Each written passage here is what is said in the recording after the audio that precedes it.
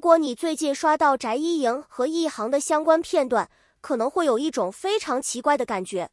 明明只是一次普通的对视，明明只是合作中的一個瞬間，可當兩個人站在一起的時候，空氣裡就是莫名多了一點不一樣的東西。尤其是他們每次對視的時候，網友的反應幾乎出奇一致。這真的只是搭檔嗎？有人說這種感覺太像偶像劇了，也有人說真正讓人上頭的根本不是兩個人有多甜，而是他們之間那種沒有提前設計好的自然感。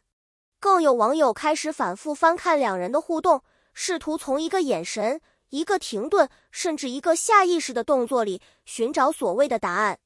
但問題來了，翟一瑩和易航之間到底有什麼特別？為什麼同樣是合作關係，換成別人可能沒有任何感覺，可他們站在一起，卻總能讓觀眾忍不住腦補出一整部愛情劇？今天我們就來聊聊這對讓網友越看越上頭的組合。首先必須承認一件事，真正讓人產生 CP 感的，從來都不只是顏值。兩個人長得好看，只能說明畫面養眼；兩個人站在一起很般配，也只能說明視覺效果不錯。真正讓觀眾產生代入感的，是他們在互動過程中那些細微到幾乎無法解釋的小動作。而翟一瑩和易航最容易讓人注意到的就是眼神。你會發現，有些對視並不是簡單的看向對方，它更像是兩個人在同一個瞬間捕捉到了彼此的存在。一個人看過去，另一個人剛好也看過來。沒有誇張的動作，沒有故意擺出來的甜蜜表情，可就是因為太自然，反而讓觀眾覺得更加真實。這也是為什麼很多網友會反覆重看。第一次看的時候，你可能只是覺得兩個人挺有感覺。第二次看的時候，你開始注意他們的表情。第三次看的時候，你甚至會發現，原來剛才那個瞬間，兩個人已經有過一次短暫的眼神交流。而這種感覺一旦被觀眾發現，就很難再忽略。最有意思的是，網友真正上頭的地方，並不是他們有沒有公開承認什麼。恰恰相反，正是因為沒有明確答案，所以大家才會不斷猜測。娛樂圈裡的 CP 其實非常多，有些 CP 一出現，觀眾第一眼就知道這是在營業，表情是甜的，動作是設計好的，互動也是標準答案。這種 CP 當然可以讓人開心，但看久了以後，觀眾很容易產生一種距離感，因為大家知道這是鏡頭前的工作。可是另一種 CP 就不一樣，他們不需要一直做親密動作，也不需要刻意制造所謂的名場面，一個眼神，一個停頓，甚至一句話之後短暫的反應，都可能讓觀眾突然覺得，哎，剛才是不是有點不一樣？翟一瑩和易航被討論的地方，恰恰就是這種微妙感。尤其是當兩個人同框的時候，觀眾的注意力很容易自動集中到他們之間的互動上，不是因為他們每一次都在做什麼驚天動地的大動作，而是因為那些很小的瞬間會讓人產生一種故事還沒有結束的感覺。這就是所謂的氛圍感。而氛圍感最厲害的地方，就是它根本不需要解釋，你越解釋，反而越容易破壞那種感覺。很多時候，一個眼神為什麼讓人心動？可能不是因為眼神本身有多特別，而是因為觀眾會自動把自己的情緒放進去。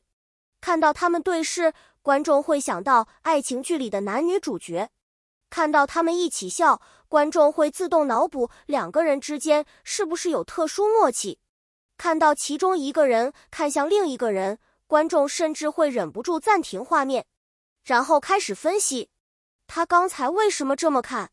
他為什麼笑了？這個反應是不是有點不一樣？當然，我們必須說清楚，網友的猜測只是網友的猜測，兩個人究竟是什麼關係，只有當事人自己最清楚。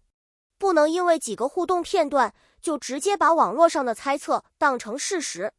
但也正因為如此，這件事情才變得更加有趣。因為大家真正討論的，也許並不是他們到底有沒有關係，而是為什麼他們能夠產生這麼強烈的 CP 氛圍？答案其實很簡單，因為觀眾喜歡看到一種沒有那麼明顯的默契，不是把甜直接塞到你面前，而是只給你一個小小的提示，剩下的部分讓你自己去想象。這種互動方式在短劇和娛樂內容裡尤其容易產生傳播效果。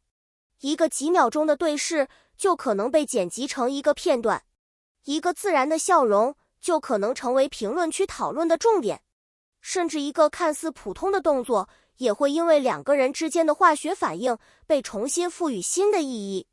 於是，一條視頻被看完以後，觀眾不是馬上滑走，而是開始尋找下一條，然後再發現一個新的細節，再回頭看上一條，再進入評論區，看看別人是不是也有同樣的感覺。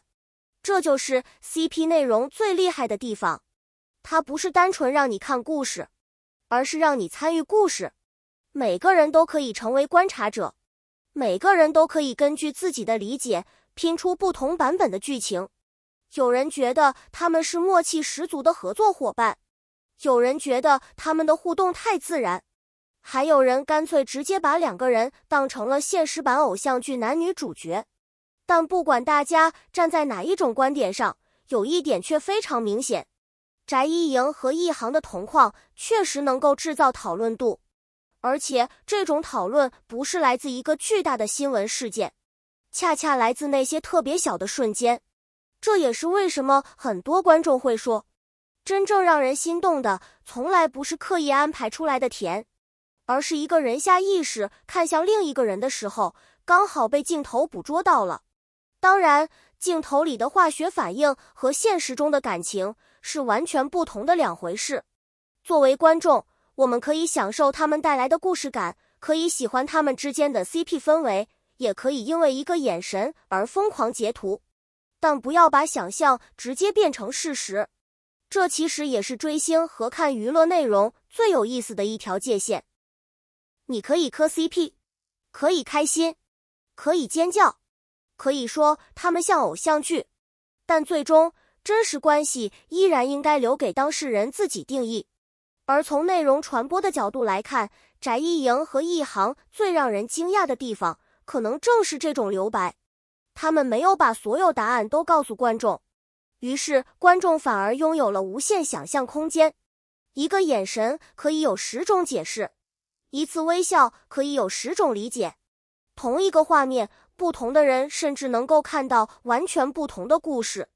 這就是為什麼有人看一次就忘了，有人卻會反覆重播，因為他們看的已經不只是兩個人，而是自己腦海裡想象出來的那段劇情。如果把他們放進一部偶像劇裡，你會發現這種關係特別是合縱普通搭檔開始。最開始兩個人只是合作，然後慢慢熟悉，然後開始擁有別人沒有的默契。再後來，觀眾突然發現，不知道從什麼時候開始，他們的眼神已經變得不一樣了。是不是很像偶像劇？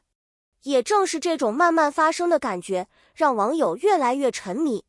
因為真正高級的 CP 感，並不是第一秒就告訴你他們是一對，而是讓你看了很多次以後，突然產生一種錯覺，好像他們之間真的有一個只有彼此才懂的小世界。